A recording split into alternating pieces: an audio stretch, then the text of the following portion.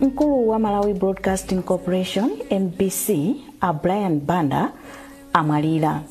Kumwalira kwa Brian Banda kwabweretsa mafunso ochuluka kwambiri ku mitu ya Amalawi chifukwa chakuti taluza munthu mmodzi amene anali ozipereka ku ntchito yake, anali ozipereka ku utumiki wake, anali munthu ozipereka pa zimene ankapanga.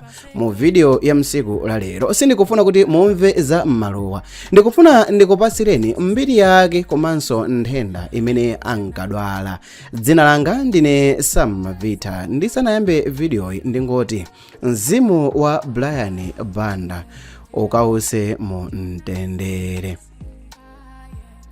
Brian Banda anali mmodzi mwa atolankhani odziwika bwino kwambiri ku Malawi, makamaka chifukwa cha njira zake zofunsira mafunso okhuzana ndale komanso anthu amphamvu.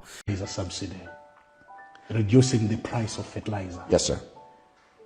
Others are doubting if fertilizer can be sold below 5,000 kwacha price. You tell the doubting Thomases. Yeah. No, sometimes we use that phrase. Speaking like a pastor. You tell everyone that doubts that they should no longer doubt.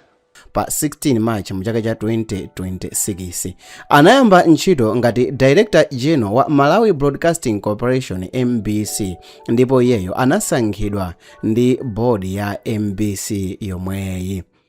Pa nkhani ya maphunziro, Brian Banda pali zambiri zimene sizinafotokozeredwe bwino, ndipo izi zinkabweretsa mafunso aakulu kwambiri ngati Brian Banda anali munthu oyenera pa ntchito yake kapena ayi. Koma chimene tikudziwa bwino kwambiri ndi chakuti iyeyo anali ndi mapepala amene anaonesa amene anayambira ntchito kumeneku ku MBC. Pali mbiri ina ya munthu wotchedwa Brian Banda pa LinkedIn imene imanena za munthu wina amene anaphunzira ku Malawi College of Health Science mu 2014 mpaka na 2015, koma palibe umboni okwanira ngati munthu ameneyi ndi mtolankhani amene amafotokozedwa panopa. Choncho mundilole kuti mu video iyi ndisayime kwambiri pa maphunziro ake chifukwa chokuti ndi opanda umboni kwenikweni. Komabe nkhani ya maphunziro ake inazayambidwanso kwambiri pambuyo pakusankhidwa iyeyo kukhala Director General wa MBC. Mtolankhani Dave Nchinga anazapempha a ombudsman kuti afufuze zakusankhidwa kwake ponena kuti Brian Banda alibe zoziyenereza zimene zinkafunikira iyeyo kuti ayime pa udindowo. A ombudsman anazasegula kafukufuku ndipo ananena kuti ikudikirira yankho kuchokera ku MBC. Koma pali chinthu chimodzi chofunikira. Izi ndi zimene odandaula ananena, sizikutanthauza kuti khoti linapeza kuti Brian Banda anali opanda maphunziro ayi. Monga munthu wina aliyense, Brian Banda anali munthu wapabanja ndithu, ndipo pali zinthu zochepa kwambiri zimene zili pa intaneti zokhuzana ndi makolo ake, abale ndi azilongo ake, mkazi wake, ana ake, siku lobadwa, komanso kumene anakulira iyeyo ndi sukulu imene anaphunzira. Choncho nkhani ngati izi ndikuyenereka kuti ndisaziyankhule kwambiri chifukwa chokuti mwini wakeyo ankasankha kuti zikhale zinthu za private. Brian Banda anadziwika kwambiri ngati mtolankhani komanso news presenter m'mapulogalamu okhuza ndale. Anakhala ndi mbiri chifukwa cha njira zake zofunsira mafunso ovuta kwambiri kwa andale komanso anthu amene anali ndi maudindo akuluakulu. Anagwira ntchito ku Capital FM ndipo pambuyo pake anadziwika kwambiri atajoina Times Group, makamaka pa programu ya Hot Current.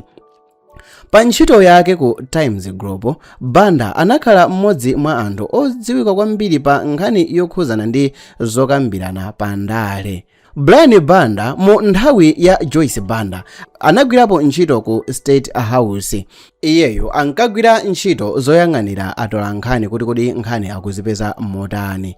Izi zinampangitsa kuti anthu ena ayambe kufunsa ngati mtolankhani angakhale oziyimirira payekha pamene nthawi ina akugwira ntchito ndi boma.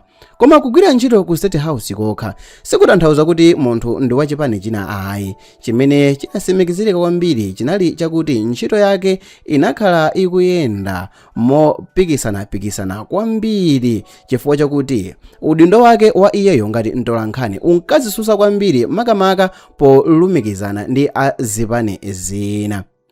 Ku Times Group, Brian Banda anadziwika kwambiri chifukwa cha zokambirana zake za ndale ndi anthu ena pa programu ina imene ankayitchula kuti Hot Current.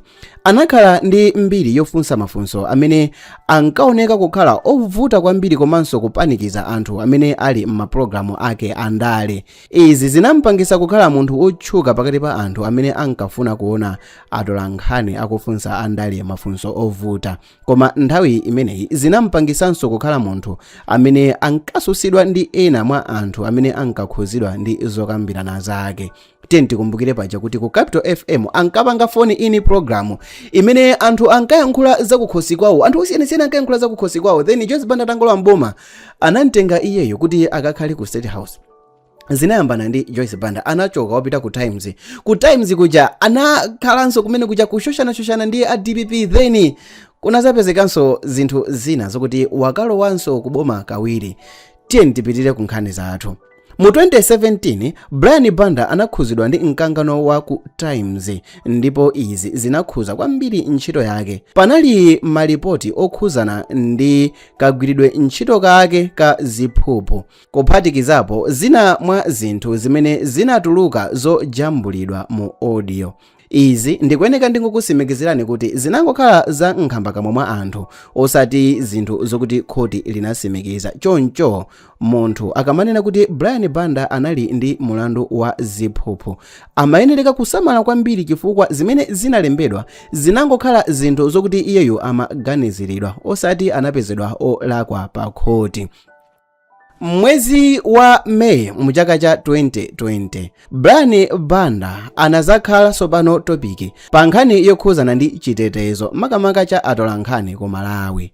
Anamenyedwa pamene ankagwira ntchito yake ya utolankhani pa nthawi ya zochitika zokhuzana ndi kupereka ma nomination papers kwa president wa DPP amene ndi Arthur Peter Mutharika. Misa Malawi inanena kuti anthu amene ankaganiziridwa kuti ndi othandizira DPP ndi amene anakhuzidwa pakuwukira kumeneko, ndipo iwowa anachenjeza mwamphamvu kuti zinthu zimene zinachitikazi sizabwino ndipo zipani zimeneka zikhale zosamala. Iyi ndi mbali yofunika kwambiri mbiri yake chifukwa zikusonyeza kuti ntchito yake ya utolankhani inkamuyikaso pa ngozi chifukwa cha nkhani za ndale. Pambuyo pakusintha boma mu chaka cha 2020 Brian Banda anasankhidwa kukakhala ku State House kukhala press secretary pansi pa President Lazarus Chakwera. Apa ndi pamene anthu anayamba kukambirana kwambiri zakusintha kwa ntchito yake. Iyeyo anakhala mtolankhani, kenako anapita kukakhala ku State House kukhala communication official. Kenaka anazakhalanso mtolankhani, kenako nkubwereranso kumene kuja ndikukakhala State House Press Secretary, kenaka ndikubwereranso kupita ku Times Group, kenaka ndikusankhidwa kukhala Director General wa MBC. Njira imeneyi inali imodzi mwa zinthu zimene zinapangisa anthu azifunsa za ubale wake ndi ndale, kuti kodi zonse zimene amatiuza izi akamafuna kumuyipisa munthu wina zinali zenizeni kapena zinali za ndale chabe. Palibe umboni okwanira umene ndingakusimikizireni pano kuti iyeyo anali membala wa chipani cha PP kapena anali membala wa chipani cha DPP kapena anali membala wa chipani cha UTM. Kwa panopa koma tipitire ndi nkhani chifukwa kusogoloko pali nkhani inanso yofunikira. Tiyeni tingokumbuka kuti Brian Banda anagwirapo ntchito ndi boma la Joyce Banda. Adagwira ntchito ya utolankhani mu nthawi imene iyeyo ankasusa, mu nthawi imene Joyce Banda ankasusa boma. Anagwira ntchito ku State House pansi pa Chakwera ndipo anasankhidwa kukhala Director General wa MBC pansi pa usogoleri wa Arthur Peter Mutharika. Izi ndi zimene ndikuyankhulira kuti ndikovuta kwambiri kuti tikamuyike iyeyo kuti anali wachipani chakuti chifukwa chakuti wagwira ntchito ndi APP, a MCP komanso a DPP. Ndiye ndikovuta kwambiri kuti tiyankhule kuti iyeyo maganizo ake anali pati. Pa 12 March mchaka cha 2026, bodi ya MBC inalengeza kuti Brian Banda wasankhidwa kukhala Director General ndipo anayamba ntchito pa 16 March mchaka cha 2026. Kusankhidwa kumeneko kunabweretsa mkangano chifukwa cha mafunso akukhuza ndi mmene njira yolembera nkhani yomulembera ntchito iyeyo inayendera, komanso kuti iyeyo ali ndizo zoyenereza motani, komanso ngati inali njira yoyenereka kusatidwa, monga mmene ndayankhulira kale muja kuti David Nchinga ndi amene anayiwusa nkhani yotere.